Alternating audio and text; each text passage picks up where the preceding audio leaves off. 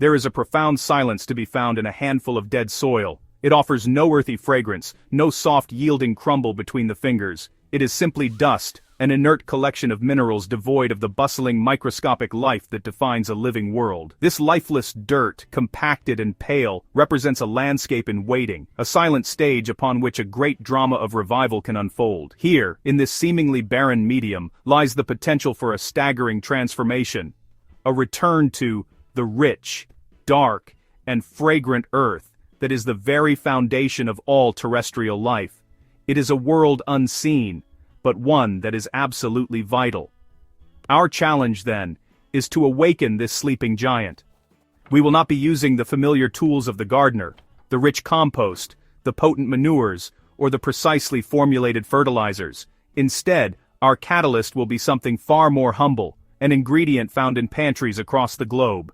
We are setting out to discover which common flower possesses the unique power to turn this lifeless dirt into the coveted black gold of a healthy ecosystem most rapidly. Is it the familiar wheat, the delicate rice, or the golden corn? Each presents a different offering to the dormant world beneath our feet. This is not a story of conventional agriculture, it is an exploration into the fundamental language of the soil. The simple starches and proteins within these flowers are not merely additives, they are a signal, a familiar and irresistible invitation to the microbial world. These microscopic organisms, the true architects of the soil, recognize these inputs instantly. They are the key that unlocks a cascade of biological activity, a sudden and dramatic awakening. We are about to witness which key turns the lock with the most astonishing speed, breathing life back into the silent earth. Here, in our first vessel, we introduce the wheat flower. It dusts the surface like a fresh winter's snow, a stark white layer against the pale, lifeless brown of the compacted soil. But this placid scene is deceptive. Beneath the surface, a message has been delivered. The balanced composition of this simple flower, a near-perfect ratio of carbon-rich carbohydrates to nitrogen-rich proteins, is an unambiguous feast for the microscopic world. It is the equivalent of a dinner bell ringing through a silent, empty hall, promising energy and the building blocks for new life. The dormant spores of bacteria and fungi scattered and waiting begin to stir from their slumber. Within a matter of hours, the first signs of this awakening become visible to the patient observer. A subtle shift in the air just above the soil, a faint, almost imperceptible earthy scent begins to emerge where before there was only dust. This is the first breath of the soil, the exhalation of carbon dioxide from billions of newly active microbes. They are consuming the feast, multiplying at an exponential rate. This is not a slow, gentle process. It is a biological explosion, a frantic, invisible scramble for resources that has been triggered by this single, simple offering. As the first day gives way to the second, the visual transformation is undeniable. A delicate web-like network of mycelium, the vegetative body of fungi, begins to thread its way through the top layer of soil. These are the master weavers of the earth, binding individual particles of dust together, creating structure where there was none. The flower is no longer a distinct white layer, it has been drawn down, incorporated and consumed. The soil itself begins to darken, taking on a richer, deeper hue as the microbial activity processes the organic matter. By the third day, the change is profound. The soil is no longer pale and inert. It has become a darker, more aggregated medium. When disturbed, it doesn't puff away as dust, but falls in small, moist crumbles. This is the genesis of topsoil. The wheat flower, with its ideal nutritional profile, has fueled a rapid and vigorous colonization.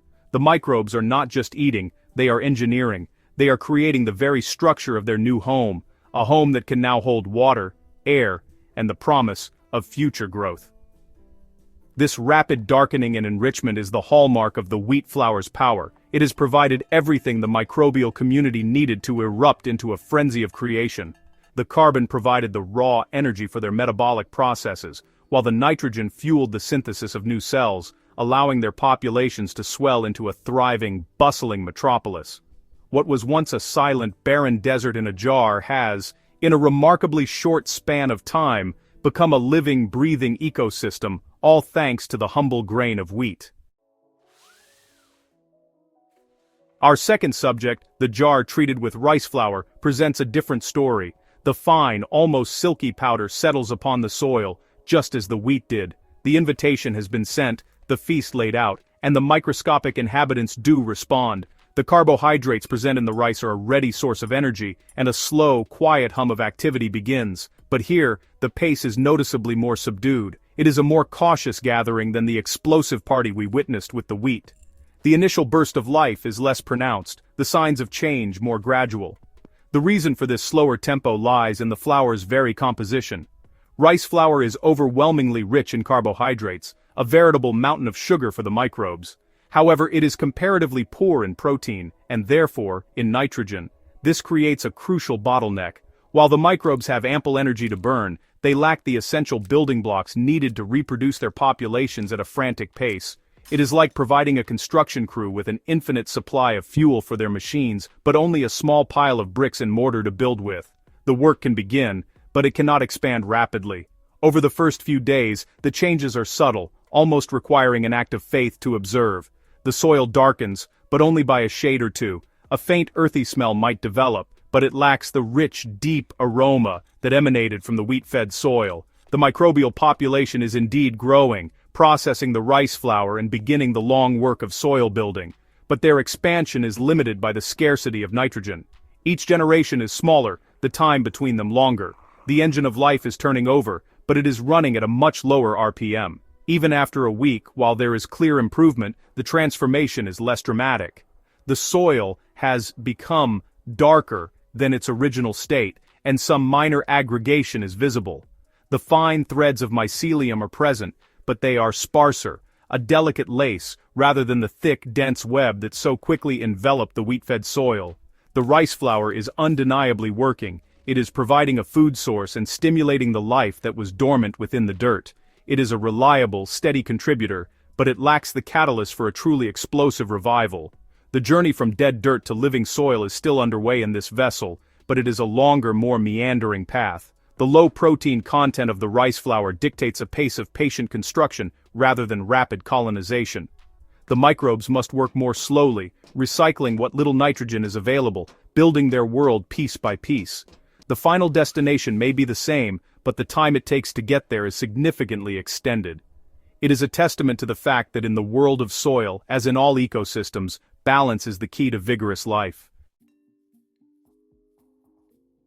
And now, we turn our attention to the third and final jar, where corn flour has been applied. The golden-hued powder coats the surface, and once again, the silent invitation is extended to the world beneath. Yet, here, the response is the most lethargic of all. The initial hours pass with almost no perceptible change. The air remains still and odorless. The flour sits upon the surface, seemingly untouched, an offering that is proving difficult for the soil's inhabitants to accept. This is the corn conundrum, a food source that is, at first, largely inaccessible.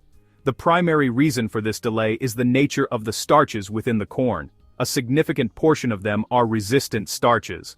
These are complex, tightly bound molecules that many of the initial fast-acting bacteria find difficult to break down. They are a locked pantry, requiring specialized tools, specific enzymes that not all microbes possess, to open. This initial challenge slows the entire process to a crawl. The first responders of the microbial world, who feasted so readily on the wheat, find themselves unable to gain a foothold. The party has been delayed. Furthermore, corn flour has a physical characteristic that presents an additional obstacle. When it comes into contact with even the slightest moisture, it has a tendency to clump. It forms a dense, almost impermeable crust on the surface of the soil.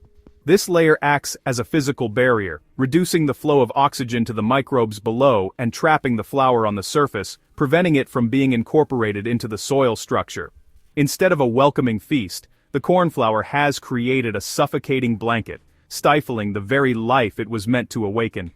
Days pass, and the jar remains stubbornly static.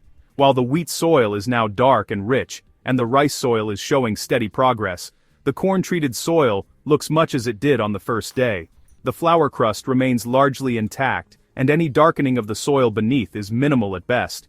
The microbial activation is happening, but it is a slow, arduous process, undertaken only by the specialist microbes that can tackle the resistant starches and survive in the low oxygen conditions under the crust. The Great Awakening has been stalled at the very first step. Eventually, given enough time, this barrier would be breached, the specialist organisms would slowly multiply, the crust would break down, and the process of soil building would commence.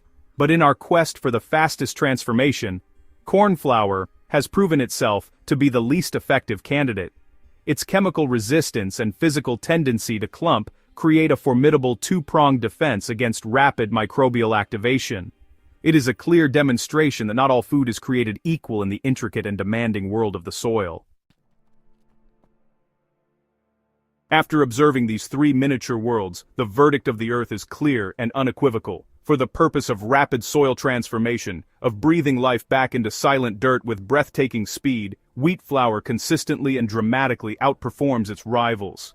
Its balanced gift of energy and protein provides the perfect fuel for a microbial explosion, weaving dust into dark, aggregated living soil in a matter of days. While rice flour does its work steadily, and corn flour eventually contributes, neither can match the sheer velocity and vigor of the awakening sparked by wheat. It is a powerful reminder that the right ingredients can trigger profound and immediate change. What we have witnessed here is more than a simple experiment with pantry staples. It is a fundamental lesson in ecological regeneration. We have seen that the power to revive a landscape can be unlocked with the simplest of keys. If this journey into the hidden world beneath our feet has changed how you see the ground you walk on, then I invite you to join us in this mission of rebuilding. Subscribe to Nature's Blueprint, where we will continue to explore the intricate designs of the natural world. Share this discovery with a fellow gardener, a friend, or anyone who believes in healing our planet. The task of restoring our soils may seem monumental, but as we have seen, it begins with a single, humble action. Every handful of dirt we revive, every patch of ground we awaken, is a victory. It is a step towards a healthier, more resilient planet. Let us continue to learn from the blueprint of nature, to understand its language, and to keep rebuilding the earth, one living layer at a time. The work is vital, and it begins now with the knowledge we have gained today.